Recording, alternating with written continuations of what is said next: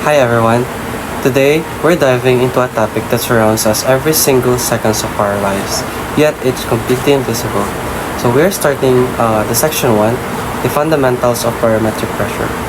So think about it. So pag naglalakad tayo, yung air feels weightless. But the truth is, we're actually living at the very bottom of a massive, heavy ocean of gas.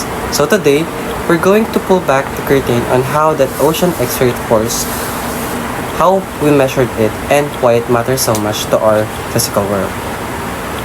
So, next slide.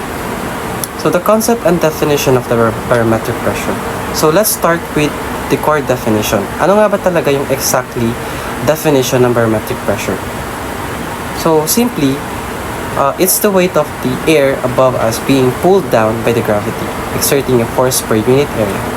So we measure this force using a few different units depending on the field. So usually yung mga nakikita nating measurement ng force is yung pascals, kilopascals, millibars, or inches of mercury, or the mmHg. So if you're looking at a standard weather report, so to give you a baseline of what that actually feels like, so sa standard sea level pressure, it's exactly 101,325 pascals, or about 14.7 pound per square inch. So now you might wonder, if there's that much weight pressing down on me, why don't I get crushed? So it's because our bodies are pressurized from the inside out to match it perfectly. So when we talk about measuring this pressure, it's also important to distinguish between absolute pressure, o yung tinatawag nating actual pressure, the true pressure at a specific spot, and the gauge pressure, so which measures pressure relative to ambient atmosphere. And of course, yung mga primary tool we use to track all of this is the barometer. Let's move on to the next slide, or yung mga historical development and yung mga key theories natin. So we didn't always understand this. So if you look back at the history, humanity used to believe that nature abhors a vacuum and that air didn't really have weight. That changed with some classical experiments in the 17th century.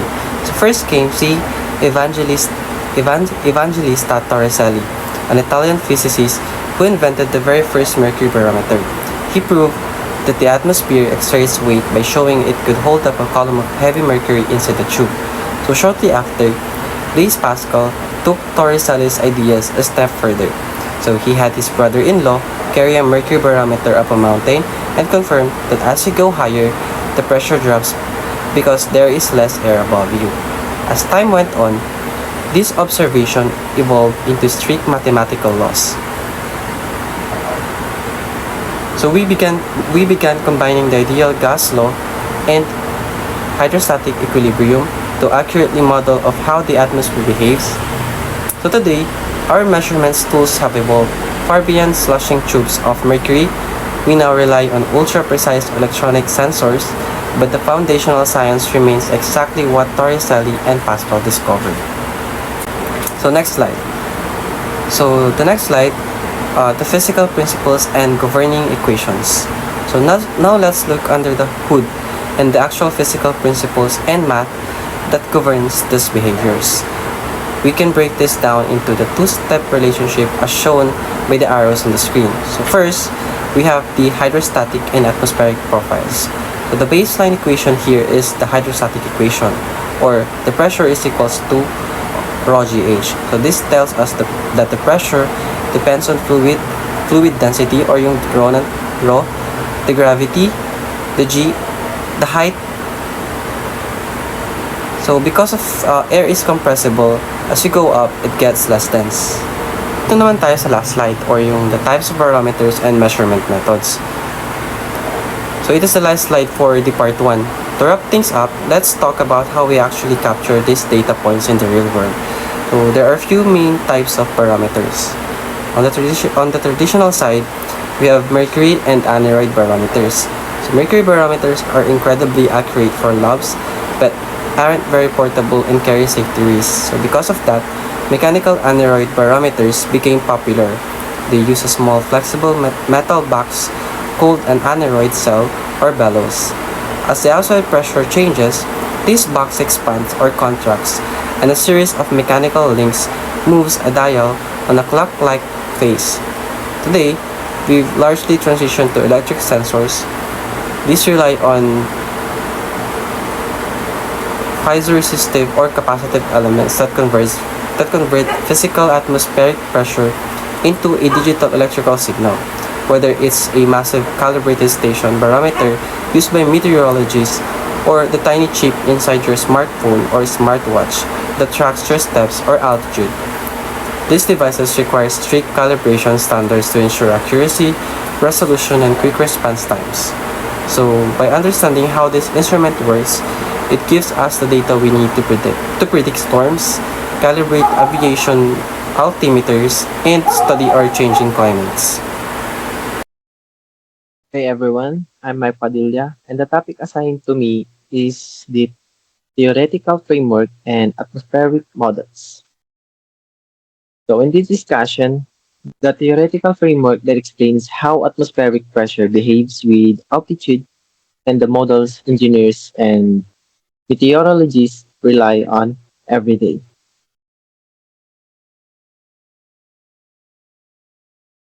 The barometric formula in detail. The barometric formula is the mathematical backbone of the atmospheric pressure analysis.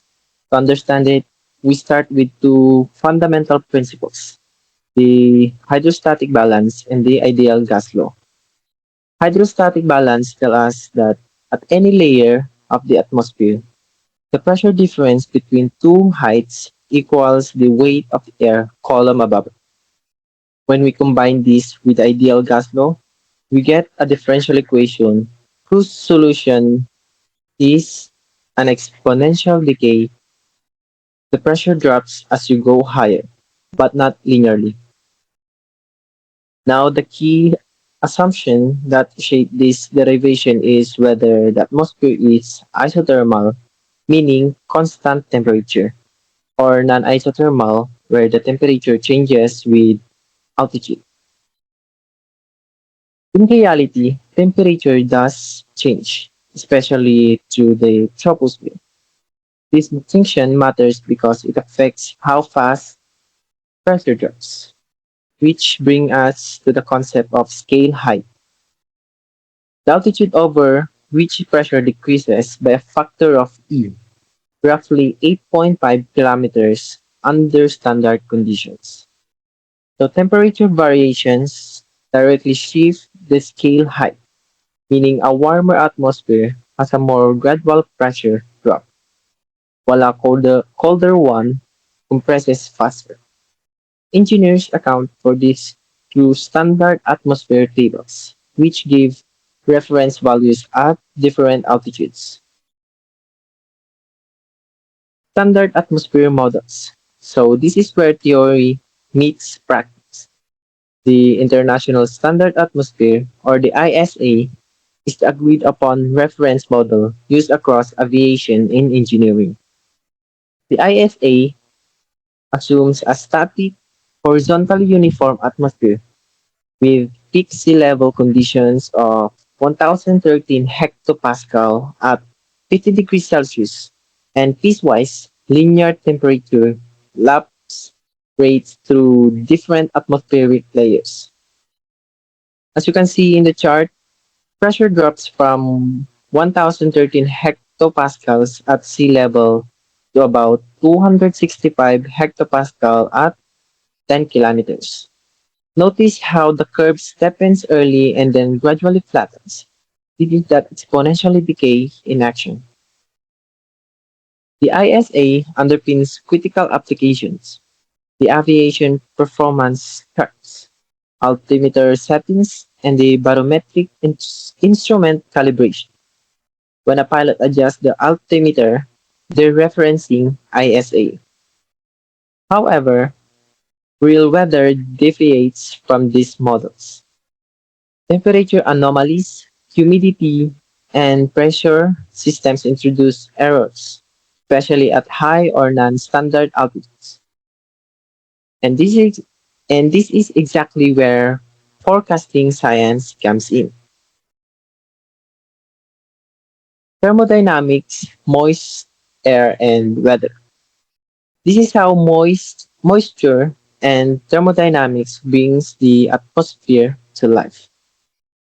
Dry air behaves relatively predictably, but when we introduce water vapor, things get more complex. Moist air is actually less dense than dry air at the same temperature and pressure because water vapor molecules are lighter than nitrogen and oxygen. We account for this using partial pressures and Dalton's law, which states that total pressure is simply the sum of the partial pressures of each gas component. We have direct weather implications, linking pressure, temperature, and humidity together. Sudden drop in barometric pressure, for instance, is a strong indicator of an approaching low pressure system or storm. There's also an often overlooked engineering angle: outdoor electrical system reliability. High humidity combined with a low pressure affects air density and insulation performance in electrical equipment, which is critical for infrastructure planning. Good day, everyone. This is part 3 of our presentation on barometric pressure.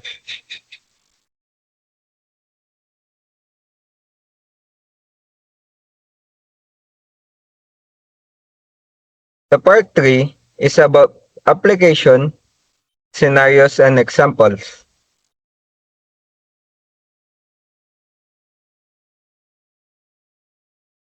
Scenario 1, altitude and barometric altimeters.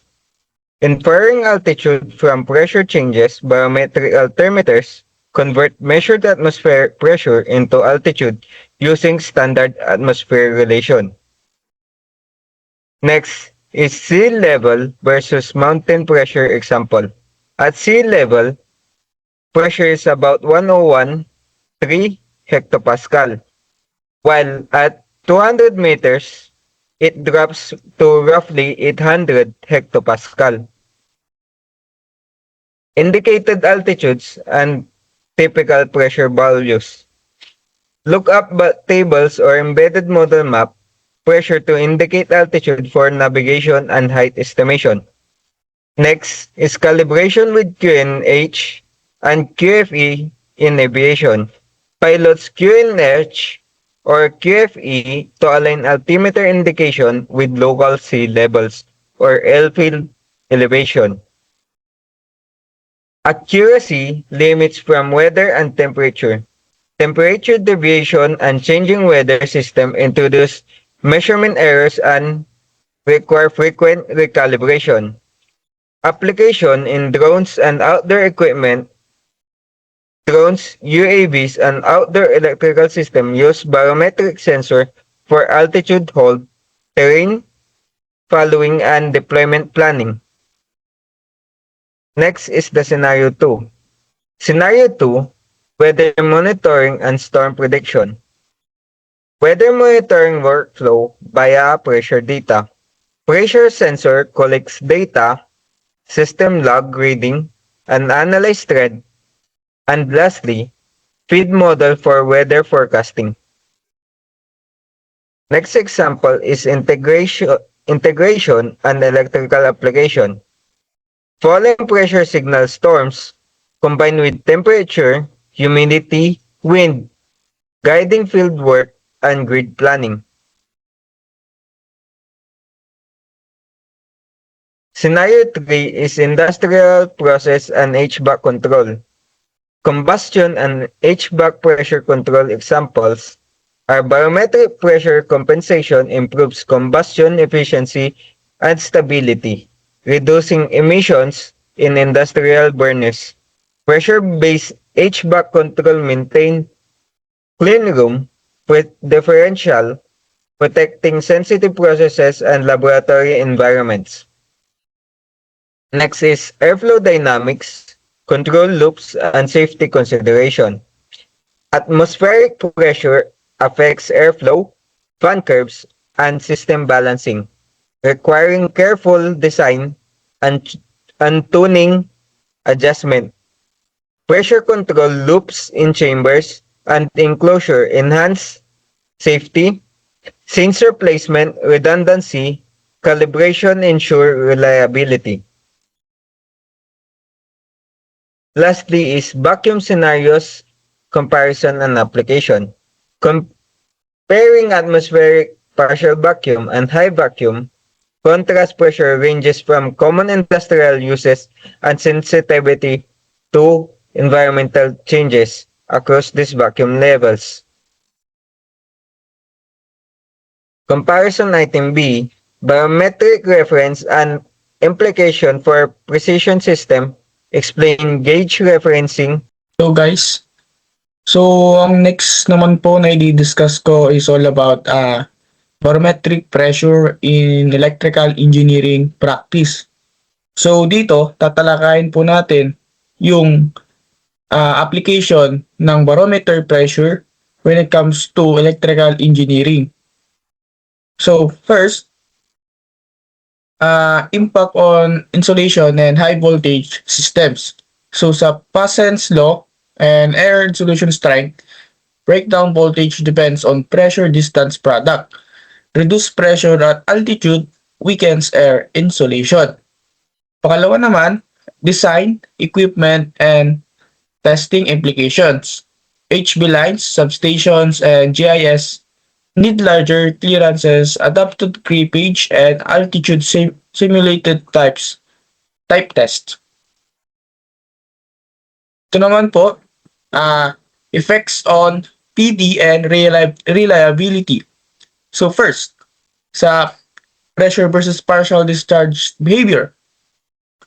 Lower barometric pressure reduced gas density, lowering PD inception voltage and increasing discharge activity.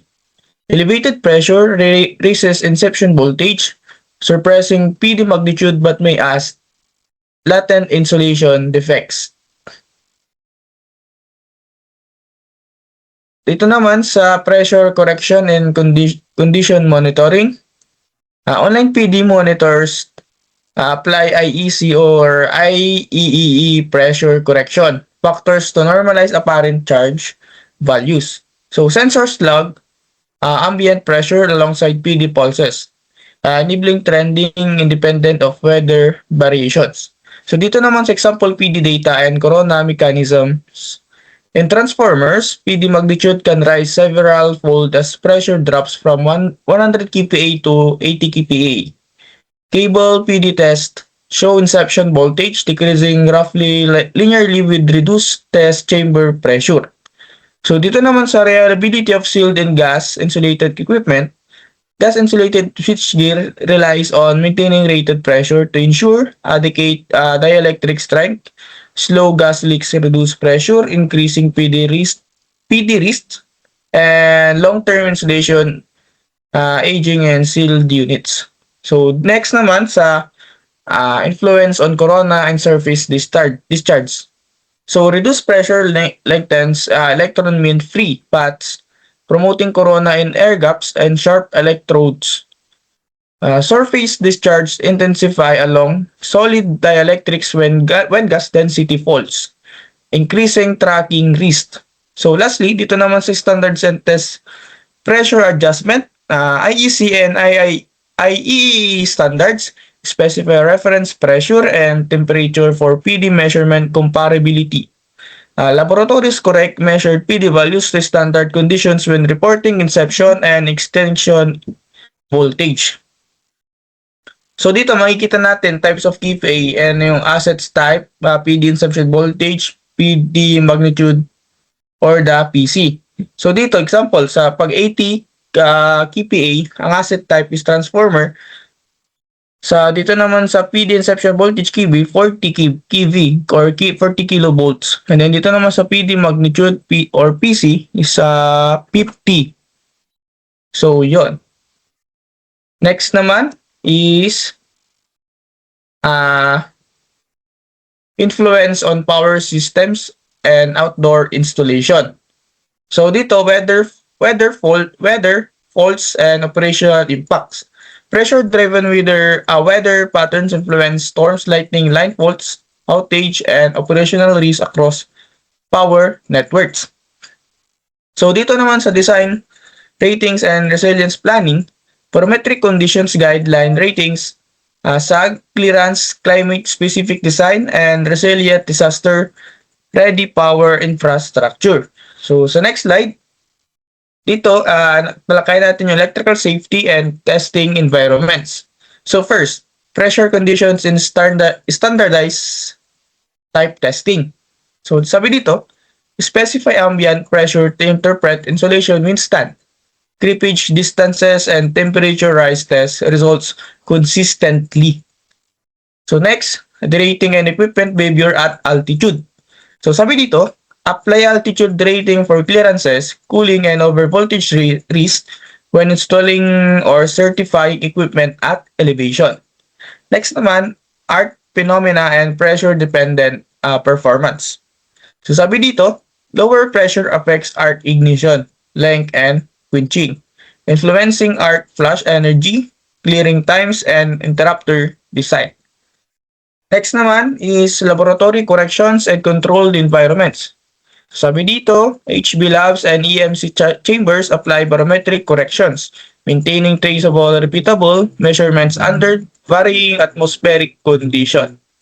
Next naman, field testing, portability, and real-world conditions. Portable generators and field tests must consider site pressure to validate protection settings and performance against nameplate ratings. And lastly, standard compliance and atmospheric references. Sabi dito, regulation reference standard atmospheric conditions requiring documented pressure at assumptions and safety certification and test reports. Next slide po. So, ito naman tayo sa last topic. It's all about measurement, sensor design, and engineering integration. So dito, barometric sensors and transducers.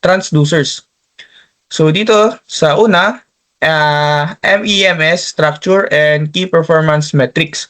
So MEMS diaphragms with piezo-resistive or capacitive sensing elements define range, accuracy, stability, temperature, behavior.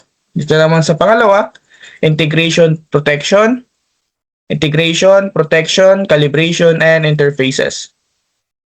So, sabi dito, robust packaging, environmental sealing, calibration references, digital interfaces, enable deployment in phones, IoT devices, and weather stations. So, next slides.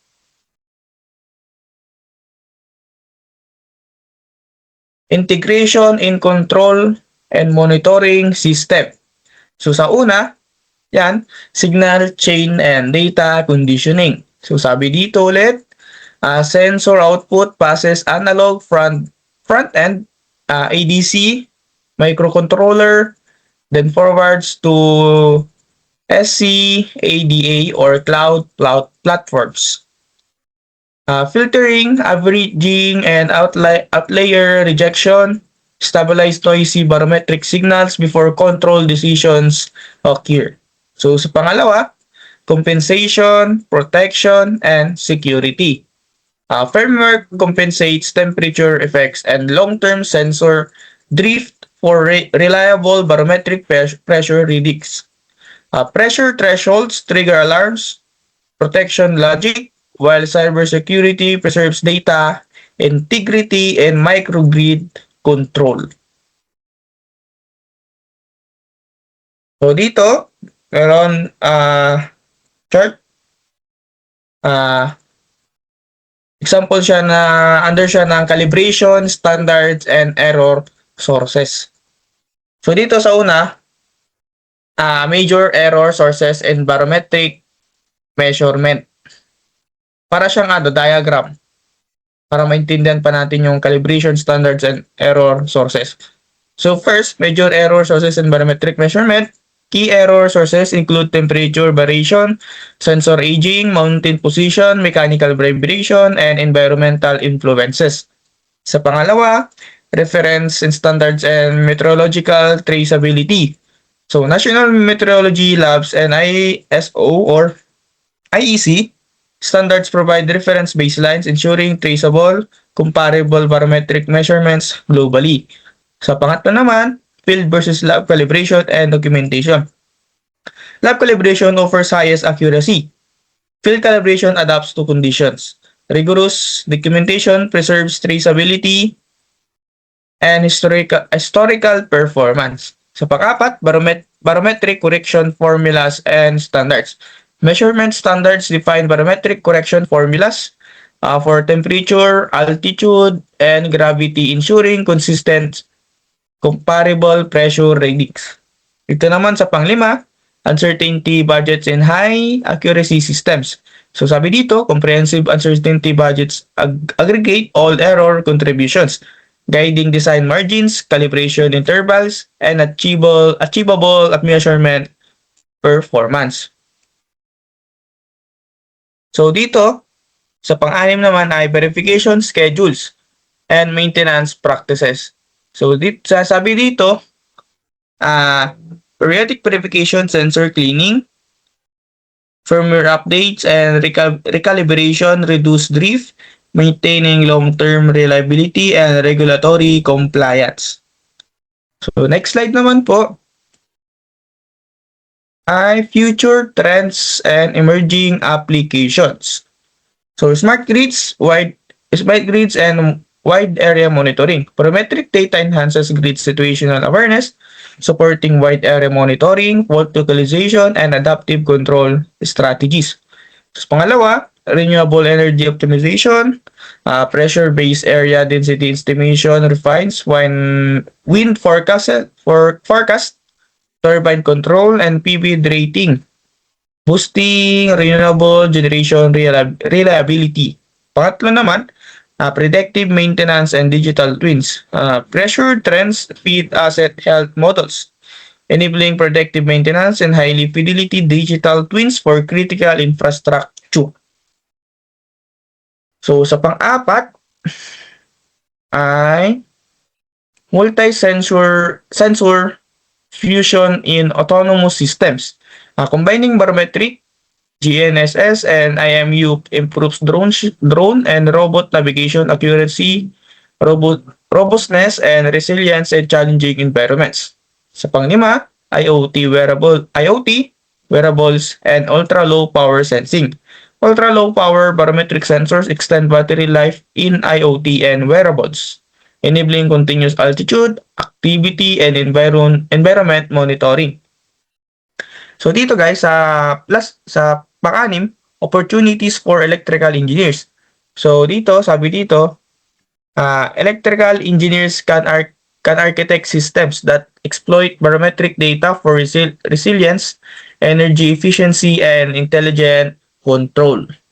So that's it guys. So, I'm John Lester C. Carlos, your next reporter. So, next naman nating pag-usapan is yung derivation of barometric pressure formulas. So, dito, ang concept dito is, imagine natin na umakyat tayo ng bundok. Umakyat tayo parang sa Baguio. So, ina-assume natin na hindi nagbabago ang temperature kahit gaano pa tayo kataas. So, ngayon titignan natin yung pressure changes with height in this scenario. Step 1 is yung basic fluid rule. Yung magsisimula tayo sa basic equation ng fluid statics. So, sinasabi nito na ang pagbabago sa pressure, which is yung dP, ay nakadepende sa bigat ng hangin sa atas natin. So, dP plus rho J dH over GC, equate natin siya sa 0. So, i-note natin na yung rho is yung density natin. Density. And yung G is yung gravity. dH naman is yung change in height. And GC natin is for conversion factor lang siya for standard unit. So, step 2 naman is gagamitin yung ideal gas law. Dahil hangin ang pinag-uusapan natin. So, use the ideal gas law which is PV equals nRT. kailangan nating hanapin ang density rho, which is yung mass over volume. So kapag inayos natin ang formula gamit ang molecular weight, MW, makuha natin ito. Itong rho equals P multiplied by molecular weight over RT. So yung R natin dito is yung constant na tandaan natin 8314. Sorry sa kasi hindi ako sanay. PA MQ over K mol multiplied by K. So ito yung constant natin sa R. Temperature, molecular weight. So ngayon is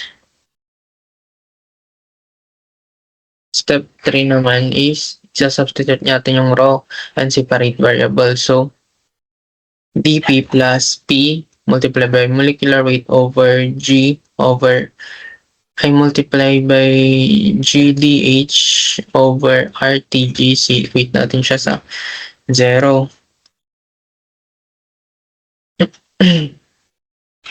So ngayon, ililipat natin ang terms para sa lahat ng pressure, which is yung P sa kaliwa at lahat naman na H sa kanan. So P may iwan dito. Then ito naman pupunta sa kanan para ma-simplify natin. Ma-equate natin siya. So integrate both side naman.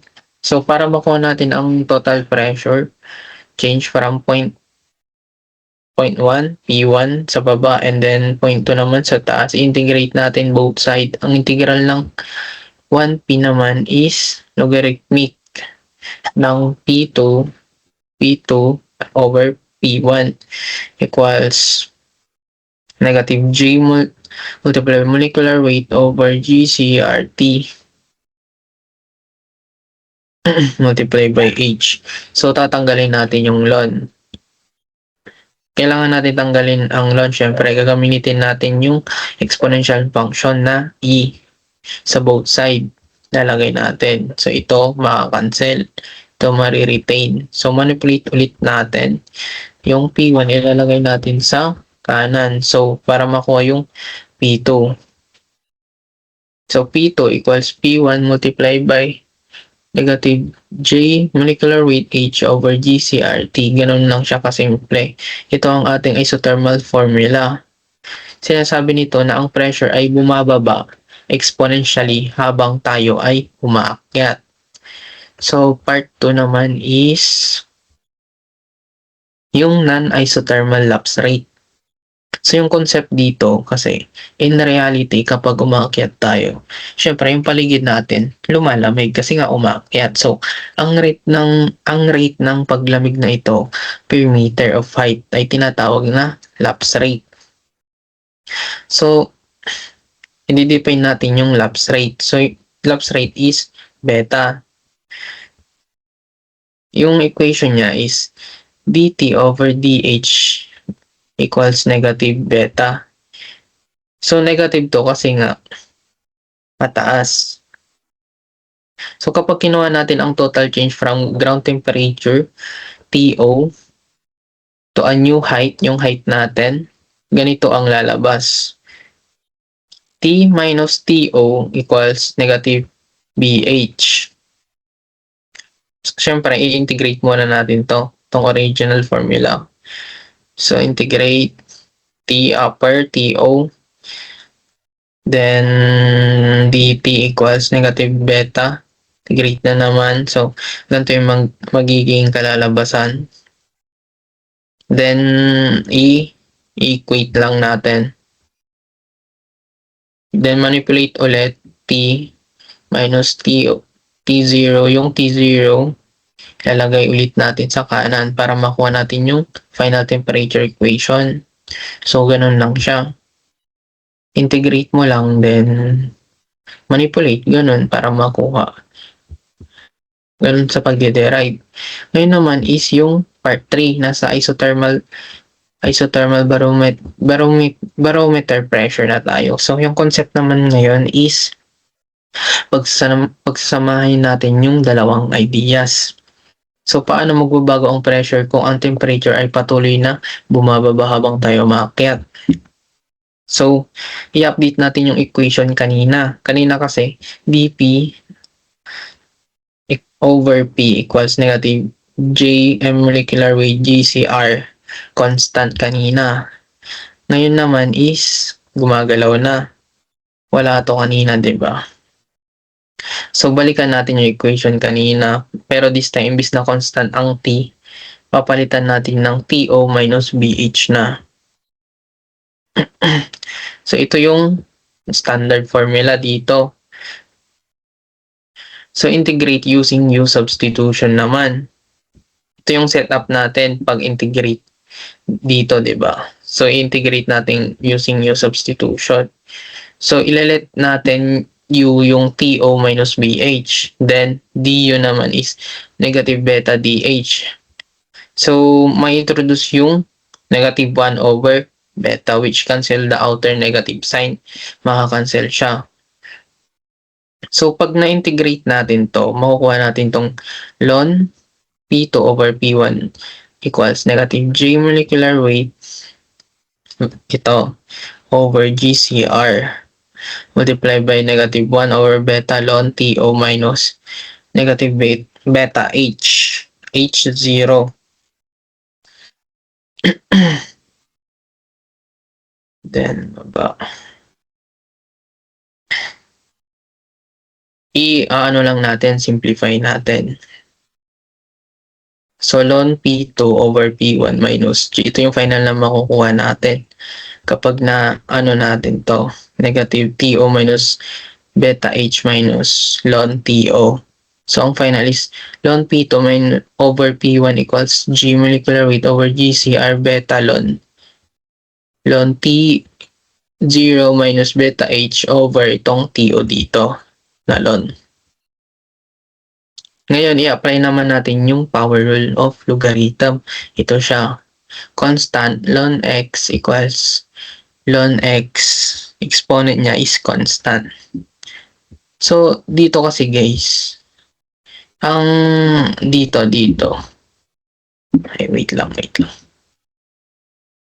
Dito.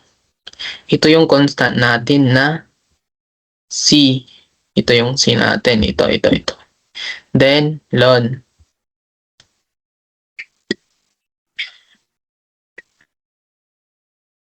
Ln x. Then, ngayon, i-apply natin yung rule ng logarithm. So, ang mangyayari, ln P2 over P1 equals, syempre, yung ln, ito, magiging ganito siya.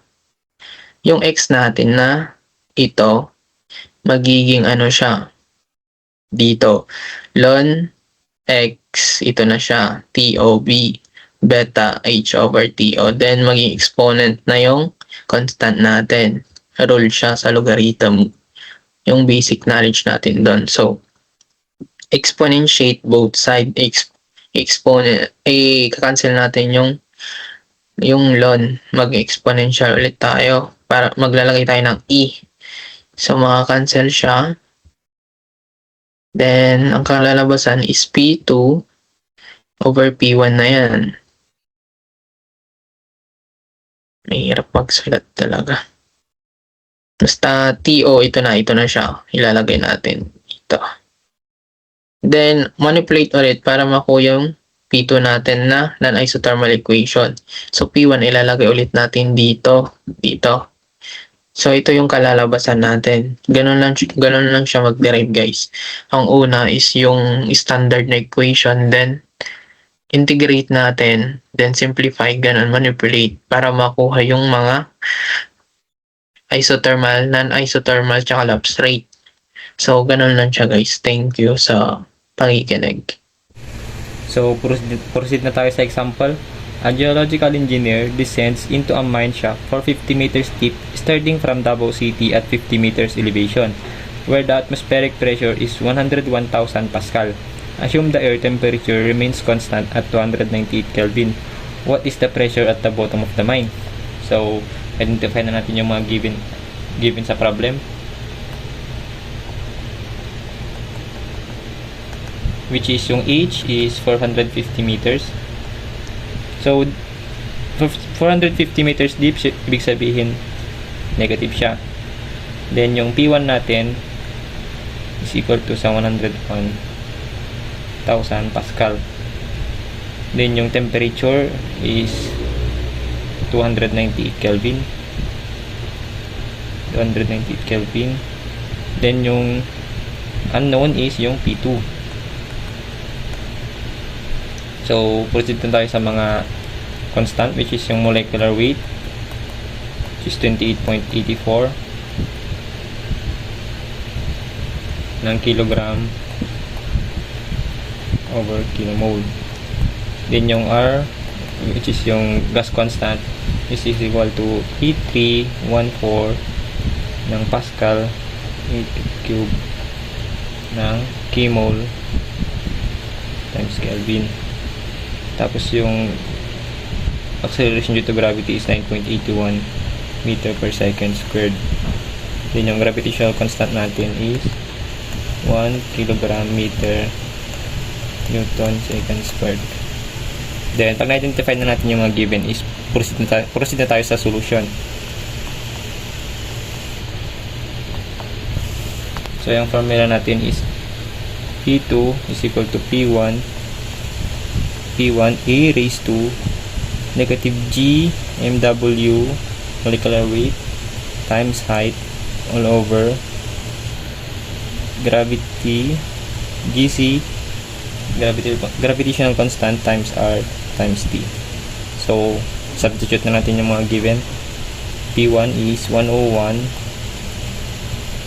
Pascal, then E negative g ng 9.81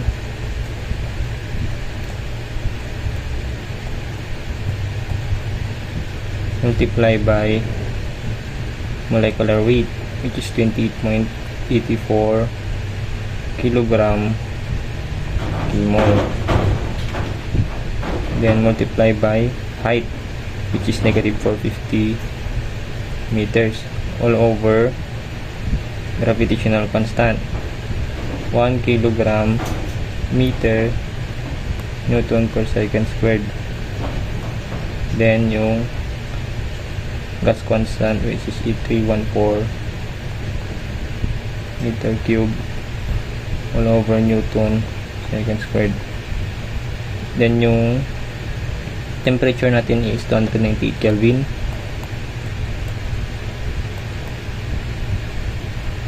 So, tingnan natin muna yung mga units, kung ano yung matitirang units. So, dito muna tayo sa taas.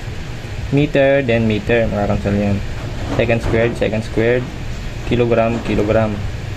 Meter, so matitirang dalawa dito. Kelvin.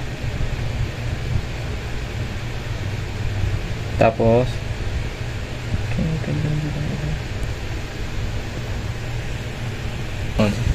Kelvin and then Kelvin, kmol and then kmol.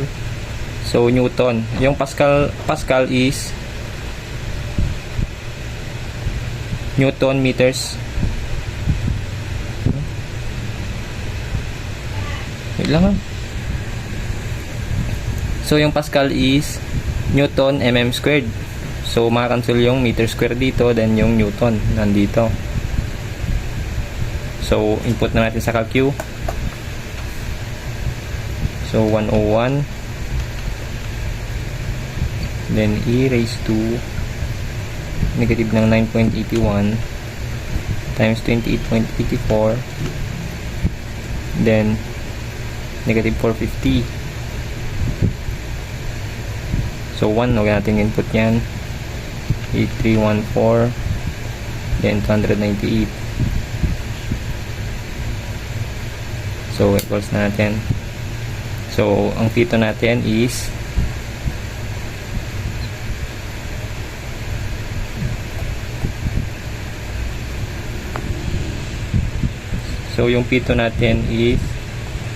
106,325.7175 Pascal, which is ito lang yung natirang unit. So ito na yung final answer natin. So proceed na tayo sa number 2. So a hiker starts in Tagaytay City, 700 meter elevation, where the atmospheric pressure is measured at 92,000 Pascal. They hike to the summit of Mount Apo, 2,954 meters. Assuming the temperature is constant at 15 degrees Celsius, calculate the atmospheric pressure at the summit. So, ganoon ulit, identify natin yung mga given sa problem. So, yung H1 natin is 700 meters. Then yung H2 natin is 2,954 meters. Then yung P1 natin is 92,000 Pascal. Then yung hinanap dito is yung P2. Yung given na temperature is 15 degrees Celsius. So kailangan pa natin convert yan into Kelvin. Kaya mag-add tayo ng 273.15, which is 288.15 Kelvin. Then ganoon ulit yung mga constant, ilagay na natin. Molecular weight ng air is 28.84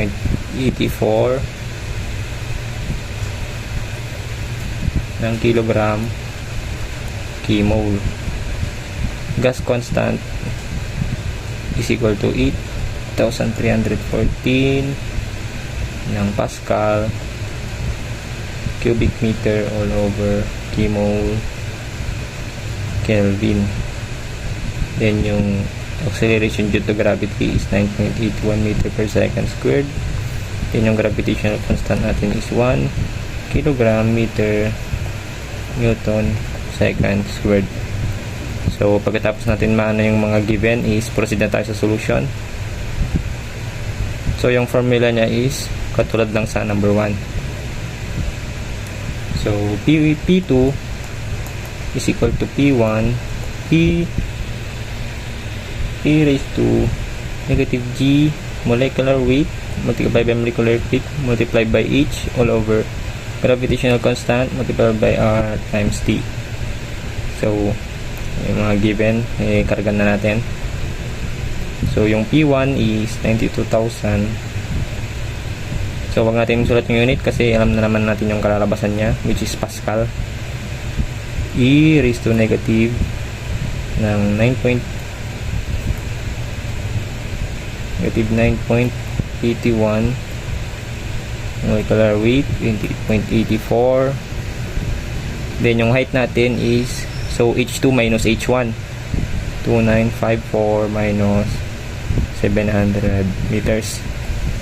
Then 1 multiplied by 8,314 multiplied by 288.15. So input na natin sa calcu. So 92,000 e raised to negative ng 9.81 multiply by 28.84, then 2954 minus 700 all over 8314 multiplied by 288.15,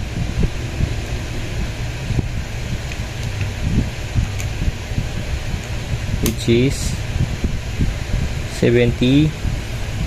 P2 is 70,499.0989 Pascal.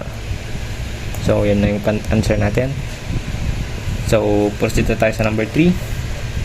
A researcher team is monitoring pressure at various elevations at sea level. Elevation.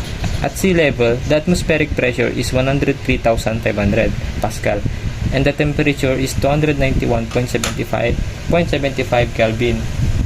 At a certain elevation, they measure that pressure to be 58,000 Pascal, assuming that the temperature decreases linearly with height at a rate of 0.0068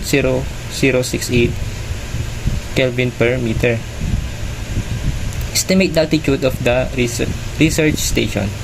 So, ganoon ulit. Identify natin yung mga given. So,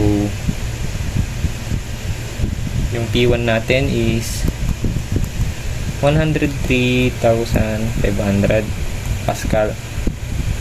Then, yung temperature natin is 291.75 Kelvin. Then, yung P2 natin is 58,000 Pascal. Then yung altitude rate natin is 0.0068 Kelvin per meter. So ang hinanap dito is yung height. So, isulat na natin yung mga constant, which is yung R, 8314 Pascal, cubic meter over mole, Kelvin. G is 9.81 meter per second squared. Molecular weight ng air is 28.84 kilogram log per mole. So gravitational constant is equal to 1 kilogram meter Newton second squared.